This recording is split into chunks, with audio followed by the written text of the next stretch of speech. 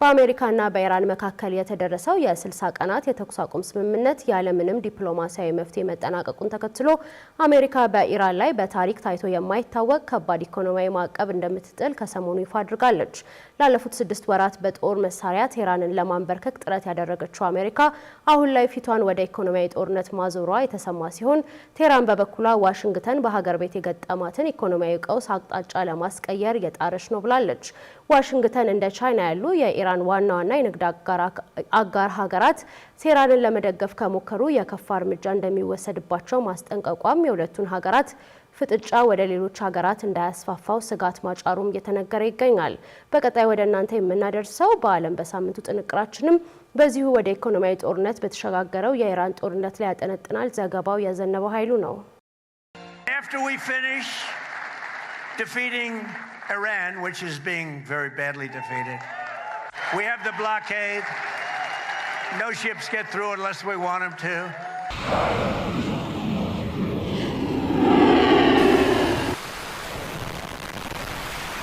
አሜሪካ ያለፉትን 6 ወራት አለኝ የምትለውን ሁሉ የጦር መሳሪያ ተጠቅማ ኢራንን ስትደበድብ ብትቆይም ቴህራንን አስገድዳ ፍላጎቷን ማስፈጸም አለመቻሏ ይነገራል። ባለፉት ሳምንታት አሜሪካ የኢራን ጦርነት በተለያየ ዘርፉ ከፍተኛ ጫና እንዳሳደረባት የሚያሳዩ መረጃዎች ሲወጡ መቆየታቸውም አይዘነጋም። ለአብነት የዋሽንግተን ግዙፍ የጦር መርከብ የሆነችው አብርሃም ሊንከን 9 ወራትን በግዳጅ ላይ ማሳለፏን ተከትሎ ወታደሮች ራስን የማጥፋት ሙከራ እስከ ማድረስ ርቀት መጓዛቸውን በስፋት ተዘግቧል። ፔንታጎን በኢራን ጦርነት የደረሰውን የአሜሪካ ሰብአዊ ኪሳራ ቀንሶ ይናገራል ቢባልም በዚህ ሳምንት ባወጣው አዲስ መረጃ በኢራን ጦርነት እስካሁን 18 ወታደሮች መሞታቸውንና 757 ወታደሮች ደግሞ መቁሰላቸውን ይፋ አድርጓል። ታዲያ አሜሪካ በኢራን ጦርነት ሳቢያ በሀገር ውስጥ ከነዳጅ ዋጋ ጋር የተሳሰረ የኑሮ ውድነትን ስታስተናግድ የጦር ካዝናዋ ደግሞ መሟጠጡን ተከትሎ በኢራን ላይ ስትከተሉ የነበረውን የጦርነት ስትራቴጂ ለመቀየር መገደዷ ነው በዚህ ሳምንት የተሰማው። ይህንን ስትራቴጂ ይፋ ያደረጉት ፕሬዝዳንት ትራምፕ ኢራን በዚህ ማዕቀብ ኢኮኖሚያ አሁን ካለበት የከፋ ደረጃ እጅግ እንደሚንኮታኮትና ወደ ውይይት ጠረጴዛ እንድትመለስ እንደሚያስገድዳት በልበ ሙሉነት ተናግረዋል። ማዕቀብ የምንጥልባቸው ነገሮች አሉ። አከርካሪ ሰባሪ ማዕቀቦች ነው ያሉ። ምን እንደሚሆን ወደፊት የምናይ ይሆናል። አሁን ላይ የሆርሙዝ ሰርጥ ክፍት ነው። ብዙ መርከቦች እየተላለፉበት እንደሆነ እየተነገረ ይገኛል። በሆነ ጊዜ ላይ ይህ አሃዝ ሊቀንስ ይችላል። ነገር ግን አሁን ላይ ብዙ መርከቦች እየተላለፉበት ነው። የኢራን ወደቦች ላይ የጣልነው ክልከላ እጅግ ውጤታማ ነው። በሌላ በኩል እነሱ እንደሚሉት የመግባቢያ ስምምነቱ አላበቃለትም። ለእኛ የሚሉን ሌላ ነው። እዚህ ደግሞ መጥተው የሚሉት ሌላ ነው።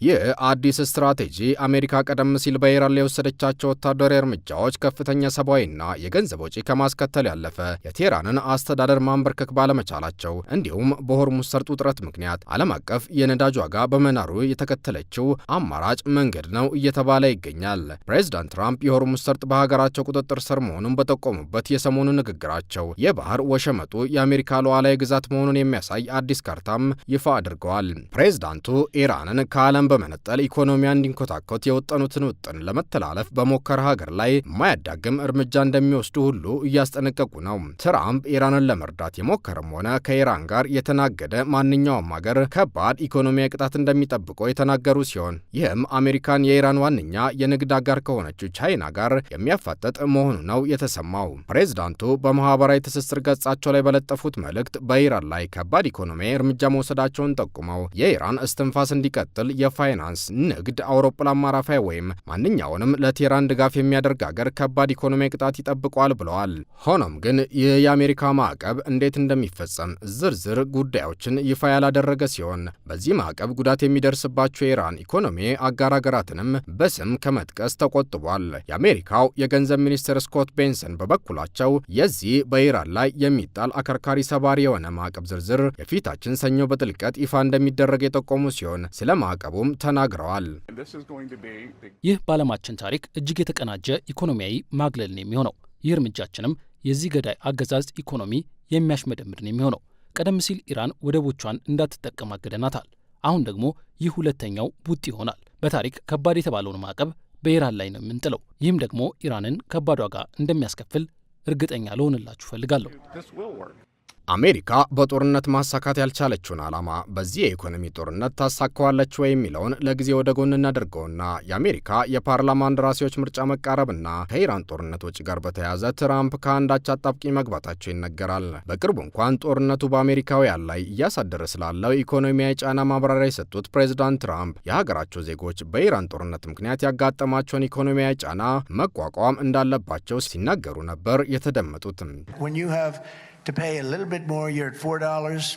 It's okay. I mean, I'll never apologize. I did the right thing. ኢራን ከዚህ ቀደም በምዕራባውያን የተጣሉባትን ማዕቀቦች በተለያዩ መንገዶች መቋቋሟን ተከትሎ ፕሬዚዳንት ትራምፕ ወደ ሁለተኛ ዙር ማዕቀብ ማለትም ከኢራን ነዳጅና ሌሎች ምርቶችን በሚገዙ ሀገራት ላይ ማዕቀብ ወደ መጣል ይሸጋገራሉ እየተባለ ይገኛል። ይህ እርምጃ ደግሞ አሜሪካን የኢራን የንግድ አጋር ከሆኑት እንደ ቻይና ካሉ ሀገራት ጋር ፊት ለፊት የሚያላትም መሆኑ ሲነገር፣ ቻይናም ከአሁኑ አቋሟን የሚያስረዳ ማሳሰቢያ አውጥታለች። ቻይና ሁልጊዜም ወታደራዊ እርምጃዎችና ማዕቀቦችን በመጠቀም ጫና መፍጠር ችግሩን ለመፍታት እንደማይረዳ ታምናለች። እንዲህ ያሉ እርምጃዎች በአሁኑ ሁኔታ ውጥረቱን ብቻ ነው የሚያባብሱት። ይህ ደግሞ ማንኛውንም ወገን አይጠቅምም። በመሆኑም ሁለቱ ሀገራት አሁን ያለውን አለመግባባት በድርድርና በውይይት እንዲፈቱት እናሳስባለን። የዘርፉ ተንታኞች እንደሚሉት ይህ የአሁኑ የአሜሪካ እርምጃ ወደፊት ለአሜሪካ አንዳች ጥቅም ይዞ ይመጣል ወይ በሚለው ዙሪያ ጥርጣሬ አላቸው። አሜሪካ እንደ ቻይና ባሉ የኢራን ቁልፍ የኢኮኖሚ አጋር ሀገራት ላይ ደፍራ ማዕቀብ ልትጥል አትችልም የሚሉት ባለሙያዎቹ ቻይና በተለይ የኢራንን ነዳጅ እንዳትገዛ ማድረግ እንደማይቻል ይጠቁማሉ። የቻይናው መሪ ሺጂንፒንግ በቀጣይ ወር ዋሽንግተንን እንደሚጎበኙ የሚጠበቅ ሲሆን ይህም ከኢራን ጋር በተያያዘ አሜሪካ በቻይና ላይ ደፍራ ማዕቀብ እንዳትጥል የሚያደርጋት ሌላ ምክንያት ነው ተብሏል። የኢራኑ መንፈሳዊ መሪ ሞጅታባ ካሚኒ አማካሪ የሆኑት መሐመድ መክብር በሰጡት አስተያየት ሀገራቸው ለወታደራዊ ጫናና ማዕቀብ እንደማትንበረከክ ገልጸዋል። ኢራን ከአሜሪካ ጋር ለመነጋገር አሁንም ዝግጁ መሆኗን የጠቆሙት አማካሪው ነገር ግን ሀገራቸው በድርድር ስም የሚደረግ እጅ ጥምዘዛን አትቀበልም ብለዋል። የኢራኑ ውጭ ጉዳይ ሚኒስትር አባስ አርጋቺ በበኩላቸው አሜሪካ አሁን ላይ በኢራን ላይ ማዕቀብ ስለመጣል እያወራች ያለችው። የኢራኑ ውጭ ጉዳይ ሚኒስትር አባስ አርጋቺ በበኩላቸው አሜሪካ አሁን ላይ በኢራን ላይ ማዕቀብ ስለመጣል እያወራች ያለችው በጦርነቱ የደረሰባትን ኢኮኖሚያዊ ኪሳራ ለመሸፋፈን ነው ሲሉ ተደምጠዋል። ይህ በእንዲህ እንዳለ ከዚህ ቀደም በወጪና ገቢ ንግድ የቴህራን ቁልፍ ሸሪክ የነበረችው ዩናይትድ አረብ ኤሚሬትስ ከኢራን ጋር የነበራትን ሁሉንም አይነት የንግድ ግንኙነት ከወዲሁ ማቋረጧን ያሳወቀችው በዚሁ ሳምንት ነበር። ይህም ኤሚሬት የአሜሪካን የእሳት ጦርነት የለውበትም ስትል ብትቆይም የአሁኑን የትራምፕ የንግድ ማዕቀብ ጦርነት መቀላቀሏን በይፋ ያሳየ ነው ሊባል ይችላል። ሀገሪቱ ኢራን ወደ ውጭ ከምትልካቸው ምርቶች ውስጥ ከ30 በመቶ በላይ የሚሆነውን በመግዛት ወሳኝ የንግድ አጋር ነበረች የተባለ ቢሆንም ቴህራን ሚሳኤል ተኩሳብኛለች ስትል ነው ኤሚሬትስ ከቴህራን ጋር ያለኝ የንግድ ግንኙነት ከዚህ በኋላ በቃኝ አለችው። የሆነ ሆኖ ፕሬዚዳንት ትራምፕ አሁንም ቢሆን በኢራን ላይ ጥቃት ሊሰነዝሩ እንደሚችሉ በጠቆሙበት ንግግራቸው ሰዎች ይህንን ጦርነት ከነዳጅ ዋጋ በላይ መሆኑን ሊረዱት እንደሚገባ በመግለጽ ላይ ይገኛሉ።